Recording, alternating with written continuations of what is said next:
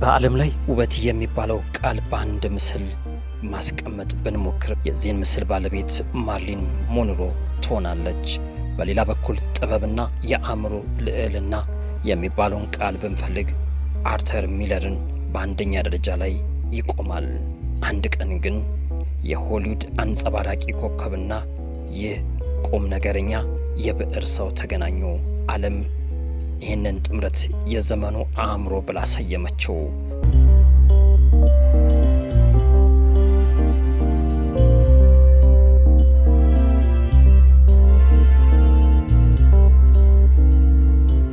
ነገር ግን ከደማቁ የአሜሪካ ፍላሽ እና ከስኬት ማማ በታች በሁለቱ የገነቡት ህንፃ በፍጥነት እየተናደ ነበር።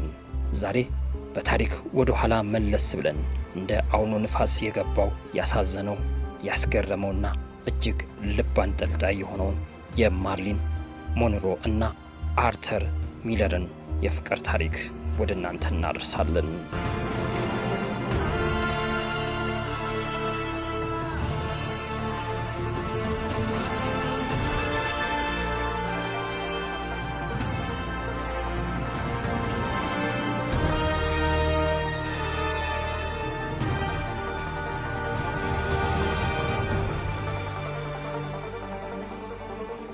በቅድሚያ ለቻናላችን አዲስ ሲሆናችሁ ሰብስክራይብ ማድረጋችሁን አትርሱ። እንዲሁም ደግሞ እንደነዚህ አይነት ታሪኮች እንዲደርሷችሁ ስትፈልጉ የደውል ምልክቷን ይጫኑ።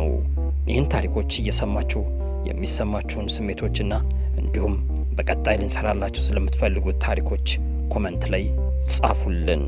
እንዲሁም ደግሞ ይህን ታሪክ በዙሪያዎቻችሁ ላሉ ለወዳጅ ዘመዶቻችሁ ሼር በማድረግ በተከታዮች እንድንበዛ ያድርጉልን።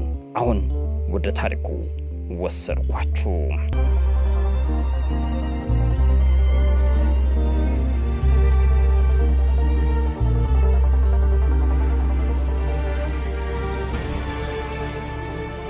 ማርሊን ሞንሮ በአሜሪካ ሲኒማ ታሪክ ውስጥም የተለየ ክስተት ነበረች። እሷ የጾታ ምልክት ተብላ ብትፈረጅም በውስጧ ግን እጅግ የተማረች የዓለምን ስነ ጽሑፍ የምታነብና ጥልቅ የፍልስፍና ጥያቄዎች ያሏት ሴት ነበረች። በሙያዋ ቁንጮ የምትባል ደረጃ ላይም ደርሳለች። ማርሊን የብዙዎችን ልብ ትሰርቅም ነበር። የራሷን ልብ ግን ማንም ሊያድንላት አልቻለም። በሌላ በኩል አርተር ሚለር የዘመኑን የአሜሪካን ማህበረሰብ የሚፈታተኑ ድራማዎችን የሚጽፍ ጸሐፊ ነበር። ዳዝ ኦፍ ዘ ሴልስማን እና ዘ ክሩብል በመሳሰሉ ስራዎቹ ዓለምን ያስደመመ የሰው ልጅ ውስብስብ ስለ ንቦና በብዕሩ የሚገታ ታላቅ ሰው ነበር። ሲገናኙ ማርሊን በአርተር ውስጥ የሚፈለገውን ጥበበኛ አባት፣ አስተማሪና አፍቃሪ ያገኘች። አርተር ደግሞ በማርሊን ውስጥ ማንም ሰው ያላየውን የተጎዳች ልጅ እና እጅግ አስተዋይ አእምሮን አየ። እነዚህ ጥንዶች እንደ ኤሮፓያን አቆጣጠር በ1956 ዓ.ም በጋብቻ ተሳሰሩ። መላው ዓለም ይህንን ጋብቻ እንደ ድል አድርጎት ተመለከተው። ሆኖም ማርሊን የህዝብ ትኩረትና የሆሊውድ ግፊት ውስጥም ነበረች። አርተር ሚለር ደግሞ የራሱ የሆነ የሥነ ጽሑፍ ፍልስፍና ነበረው። እርሱ ሕይወትን በምክንያትና በትችት የሚያይ ሰው ነበር። ማርሊን ሕይወትን የምትኖረው በስሜት ኢሞሽናል ነበር። አርተር ደግሞ ሕይወትን በምክንያትና በሎጂክ ይገዛ ነበር። እዚህ ጋር ነው ትልቁ ክፍተት የተፈጠረው። ማርሊን የሰላምና የፍቅር እጦት ሲሰማት አርተር ወደ ስራው ይሸሽ ነበር። ማርሊን ለራሷ የምትሰጠው ዋጋ ዝቅተኛ ስለነበረ አርተርን ለመያዝ የምትችለውን ሁሉ ሞከረች። ነገር ግን አርተርም ቢሆን የራሱ የሆነ የውስጥ መታወክ ነበረበት።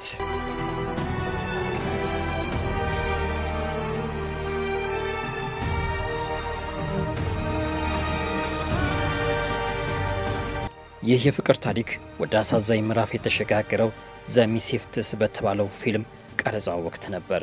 አርተር ሚለር ለማርሊን የጻፈውን ይህም ፊልምም ማርሊን ከራሷ ጋር እንድትታገል የሚያደርግ ነበር። የፊልሙ ገጸ ባህሪ ማርሊን በገሃዱ ዓለም ስለምትኖረው ሕይወት ጋር በጣም ይመሳሰል ነበር። በቀረጻ ወቅት ማርሊን በሱስና በስነ ልቦና ህመም እየተሰቃየች ነበር። አርተር ሚለር ደግሞ እንደ ባለቤቷም ሳይሆን እንደ አንድ ጸሐፊ ስራውን ብቻ ለማጠናቀቅ ይሞክር ነበር። ማርሊን ይሄንን እንደ ክህደት ቆጠረችው። አርተር ሚለን ማርሊንን ከህመሟ ለማውጣት የቱንም ያህል ቢሞክር እሱ ራሱን እየቀየረና የፈጠራ አቅሙን እየተዳከመ እንደሆነ ተሰማው። በየበኩላቸው ስኬታማ ነበሩ። ነገር ግን በግል ሕይወታቸው በፍቅር ፈተና ውስጥም ተደቁሰዋል። ማርሊን ለእሱ ጥሩ ሚስት መሆን አልቻለችም የሚል ጥልቅ የጥፋተኝነት ስሜት ውስጥ ገባች። ጊዜው እንደ አውሮፓውያን አቆጣጠር በ1961 ዓ.ም ነው። እነዚህ ጥንዶች እንደዛ እንደተገናኙት ሁሉ አሁን የፍቻቸው ወረቀት ተቀደደ።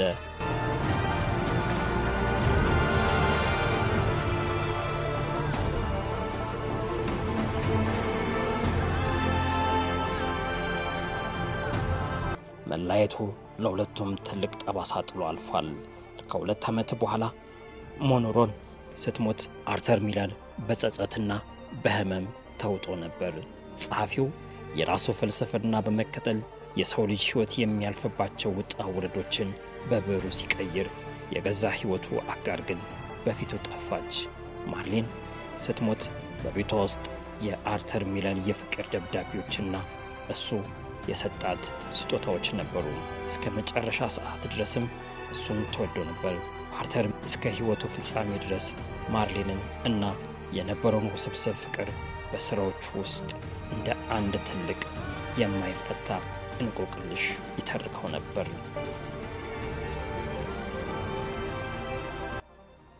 ወዳጆች፣ ይህ የሁለቱ ታላላቅ ሰዎች ታሪክ የሚያስተምረን አንድ ትልቅ ትምህርት አለ። ፍቅር ስኬት፣ ዝና ወይም ደግሞ የአእምሮን አይጠይቅም። ፍቅር የሚፈልገው መረዳትን ብቻ ነው። ማርሊንና አርተር በየዘመናቸው የስኬት ጣሪያ ላይ ደርሰው ነበር። ነገር ግን በፍቅር የገበታ መሃል ላይ ሲገናኙ የየራሳቸውን ህመም መጋራት ግን አልቻሉም። ታዲያ እናንተ ምን ትላላችሁ? ጥበብና ውበት በጋብቻ ውስጥ መኖር አይችሉም?